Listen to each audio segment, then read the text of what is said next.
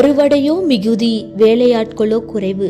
ஆகையால் அறுவடைக்கு தேவையான வேலையாட்களை அனுப்பும்படி அறுவடையின் உரிமையாளரிடம் மன்றாடுங்கள். இறையேசுவில் பிரியமான சகோதர சகோதரிகளே, இன்று நம் தாயாம் திரு அவையானது நற்செய்தியாளர் புனித லூக்காவின் விழாவை சிறப்பிக்கின்றது. இதோ கடவுளுடைய அழைப்புக்கு ஆம் என்று கூறி தன்னையே முழுமையாக அர்ப்பணித்து இறைவனுடைய உயிருள்ள வார்த்தைகள் ஒவ்வொன்றையும் மிகவும் சிறப்பாக ஒரு நற்செய்தி நூலாக வழங்கியவர் புனித லூக்கா. அவரது நற்செய்தி நூலானது இரக்கத்தின் நற்செய்தி என்றும், பாவிகளின் நற்செய்தி என்றும், மன்னிப்பின் நற்செய்தி என்றும், பெண்களின் நற்செய்தி என்றும் அழைக்கப்படுகின்றது. அவரது நற்செய்தி நூலை நாம் பார்க்கின்ற போது 3 விதமான படிப்பினைகளை நாம் புரிந்து கொள்ள முடியும். முதலாவது, ஆண்டவராகிய இயேசு கிறிஸ்து இம்மண்ணுலகிற்கு வந்ததன் நோக்கம் நேர்மையாளர்களை தேடியல்ல, பாவிகளையே தேடி வந்தார் என்பதை பதிவு செய்கிறார். கடவுள் எவ்வாறு இரக்கமுள்ளவராக இருக்கிறாரோ அதுபோல நாமும் இரக்கமுள்ளவர்களாக இருக்க வேண்டும் என்பதை புனித லூக்கா வலுவுறுத்தி கூறுகின்றார்.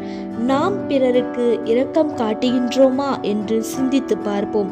இரண்டாவதாக, ஆண்டவராகிய இயேசு கிறிஸ்து எவ்வளவு வேலைகள் இருந்தாலும், எவ்வளவு களைப்பாக இருந்தாலும் தன் தந்தையோடு அவர் உரையாடுவதை, அதாவது ஜெபிப்பதை அவர் மறக்கவில்லை என்பதை புனித லூக்கா அழகாக பதிவு செய்கின்றார். நாம் எவ்வாறு ஆண்டவரோடு பேசுகின்றோம்? நமது தனிப்பட்ட ஜெபமும் சரி, குடும்ப ஜெபமும் சரி எப்படிப்பட்டதாக இருக்கின்றது என்பதை சிந்திக்க புனித லூக்காவின் விழா நமக்கு அழைப்பு விடுக்கின்றது.